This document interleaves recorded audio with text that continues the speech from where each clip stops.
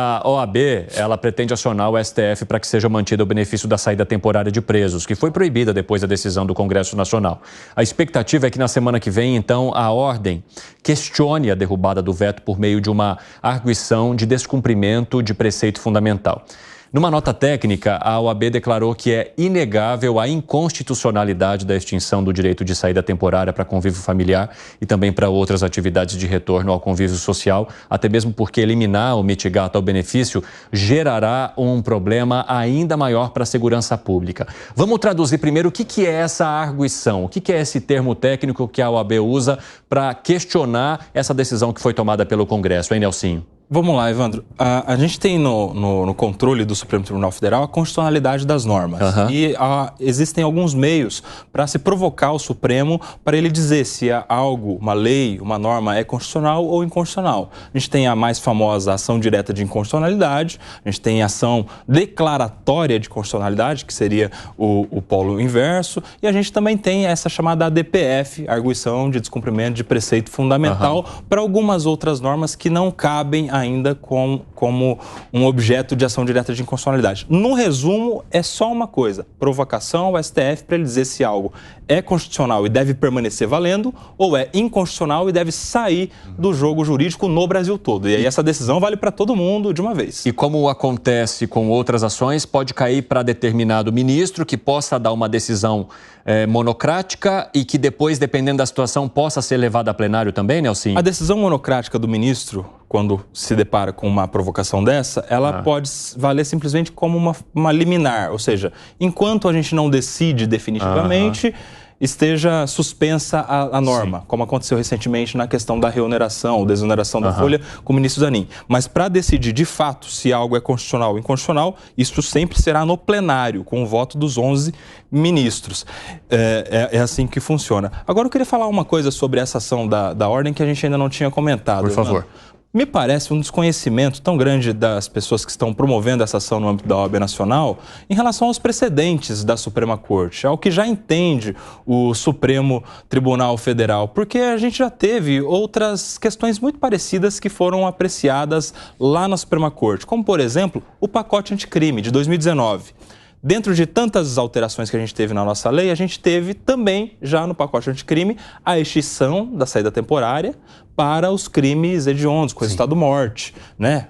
Isso fruto daquela crítica, matou o pai, vai sair no dia dos pais, matou o filho, vai sair no dia dos filhos, e no dia das crianças, né? E isso gerou uma alteração em 2009 que tirou destas pessoas já o direito à saída temporária. E isso foi levado ao STF como um pedido de inconstitucionalidade e por alguns outros como um pedido de que se valesse já para aqueles que já estavam presos. E o Supremo Tribunal Federal já decidiu por mais de uma vez, inclusive com o voto o mais emblemático da ministra Carmen Lúcia, de que aquilo não era inconstitucional. O fim da saída temporária para os crimes hediondos com resultado morte não era inconstitucional e mais, não deveria retroagir em prejuízo dos réus. Ou seja, o Supremo já tem a forma toda decidida em um caso muito parecido, que é o fim da saída temporária para crimes hediondos com resultado morte. Ou seja, agora quando a gente tem uma nova lei que diz que há o fim da saída temporária, o Supremo naturalmente vai seguir o seu precedente. E qualquer outra decisão do Supremo será muito estranha, porque a composição é quase a mesma. A lei mudou em 2019 e as provocações ao Supremo foram julgadas em 2022, 2023, ou seja, cerca de 2 anos, Segrepe Perno.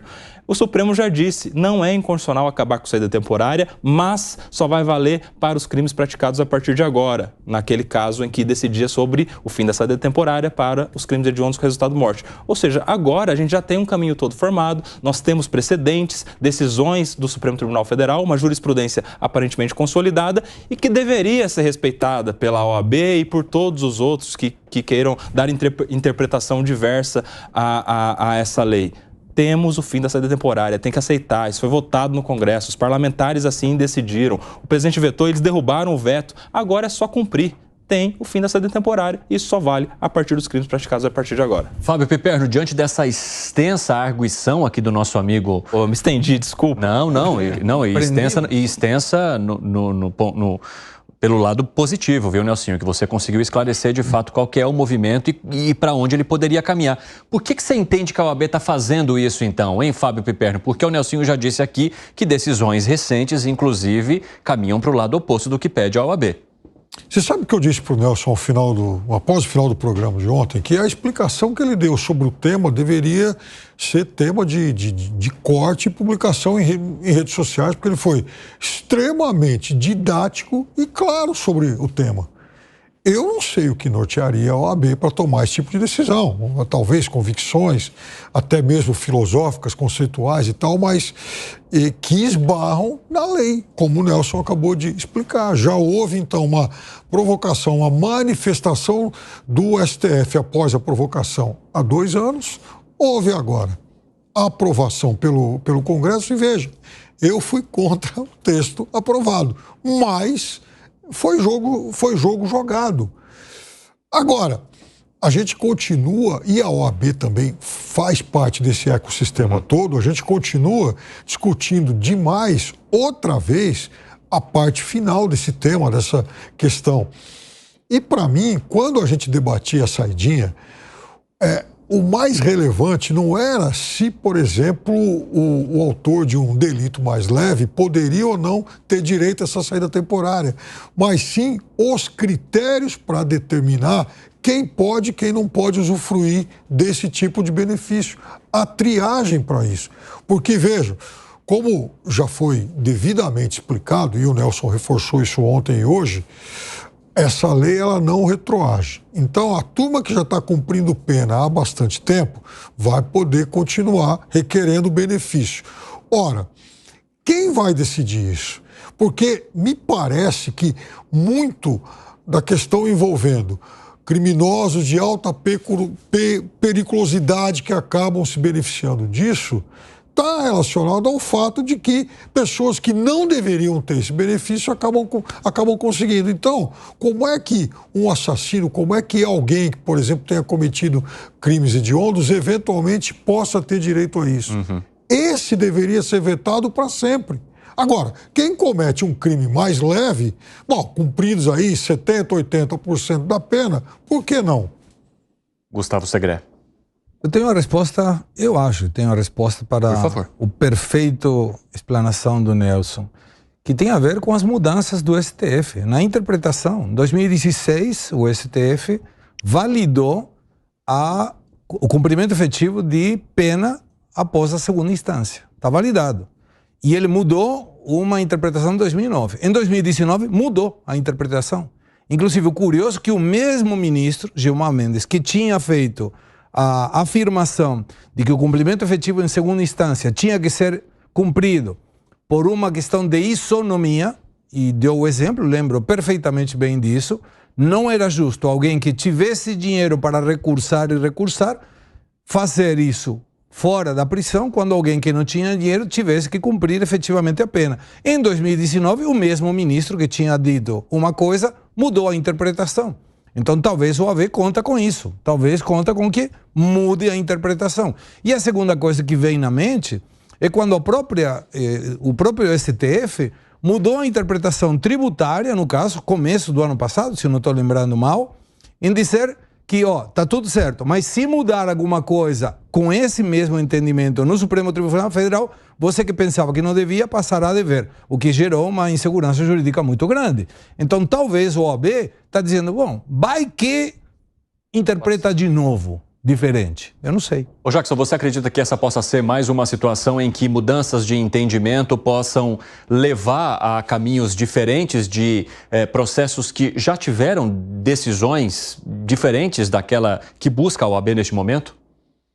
Segredo está certo. A questão, a OAB deve estar avaliando dessa maneira. E eu vou dizer uma coisa aqui que eu fico à vontade, porque o Nelsinho já disse que a OAB não é escolhida a direção da OAB não é escolhida pelos advogados. Então eu fico à vontade para dizer, a OAB busca, nesse caso, um assunto de interesse de grande parte dos clientes deles estão na cadeia. A gente esquece disso.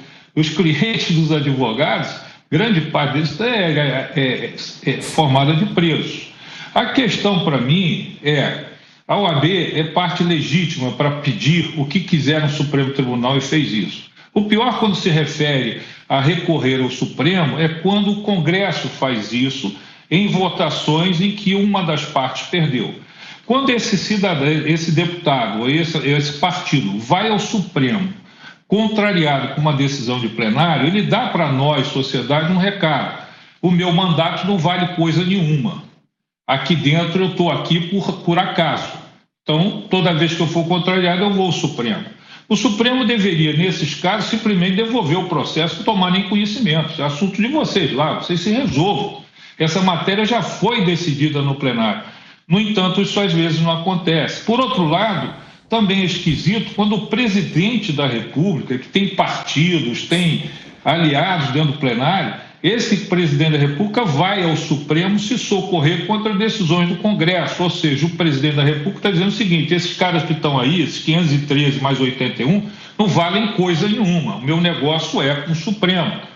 Então, isso é que me chama a atenção. A OAB recorrer ao Supremo é um rendimento, tem um direito dela. Acho que vai ser vencida, mas está fazendo aí o papel dela para ser um pouco mais divertido, eu digo, lá estão os clientes deles.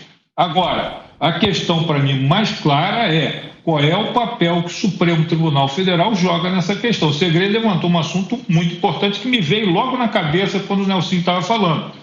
Certamente a OAB se vale de uma situação em que ela sabe que nada que é decidido no Supremo é definitivo. Tudo pode mudar de acordo com o andar dos ventos. Ô Piperno, você entende que o governo federal costuma fazer a criança birrenta que quando recebe o não de um lado vai procurar o sim em outro?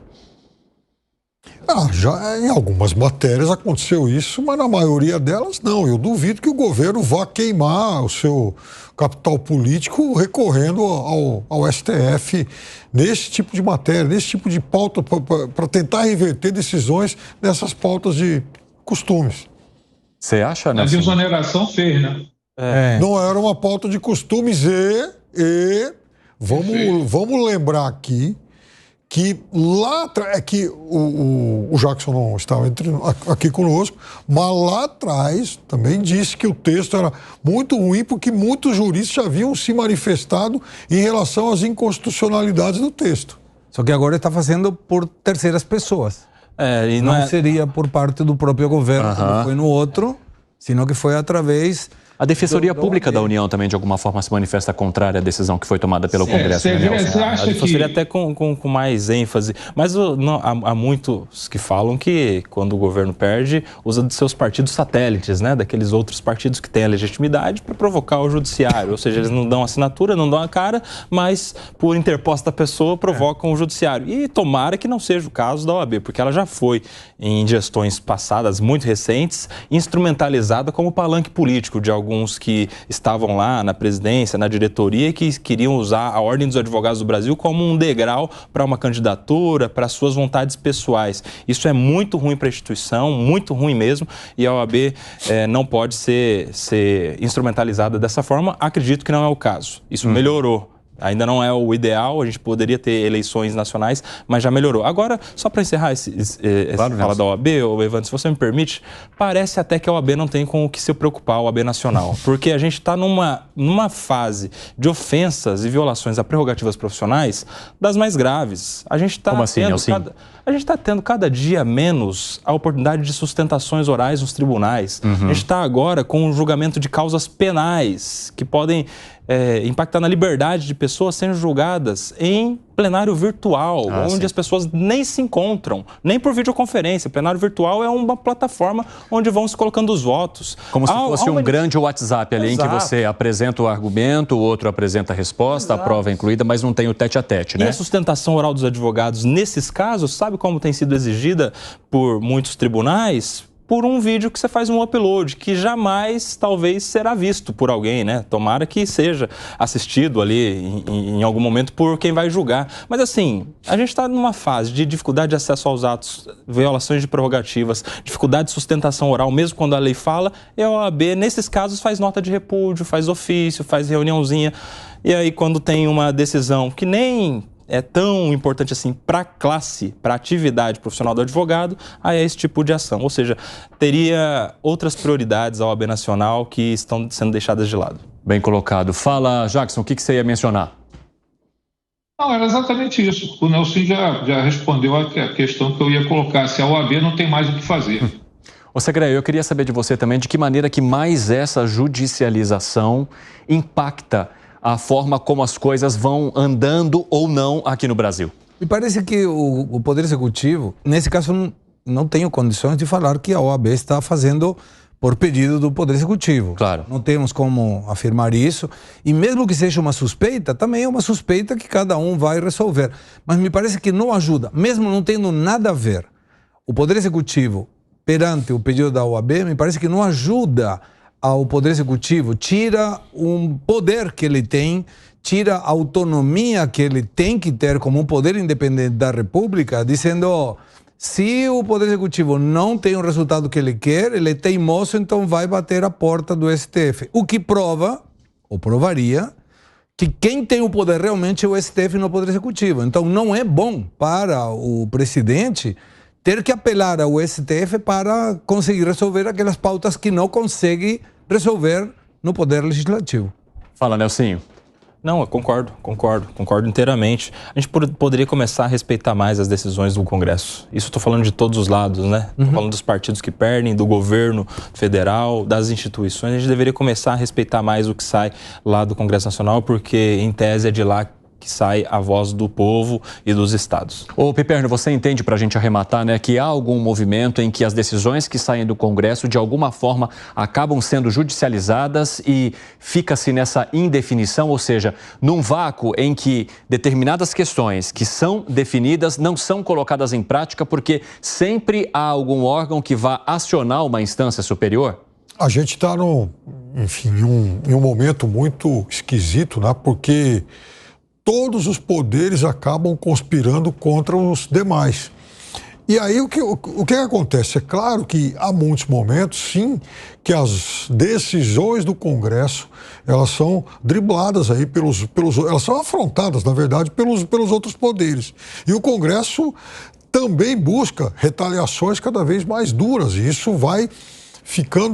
se torna muito ruim quando a gente fala exatamente na questão dos poderes tripartites e tal, né? Enfim, o Segré cita sempre aqui o Montesquieu, e é verdade, né? Então, eu acho que o momento é muito esquisito. Eu acho que, por mais que a gente possa questionar a representação que está lá no Congresso hoje, que se mude, então, a forma de eleição, que se busque outras alternativas, mas enquanto a gente tiver essa forma de representação, é essa que tem que valer.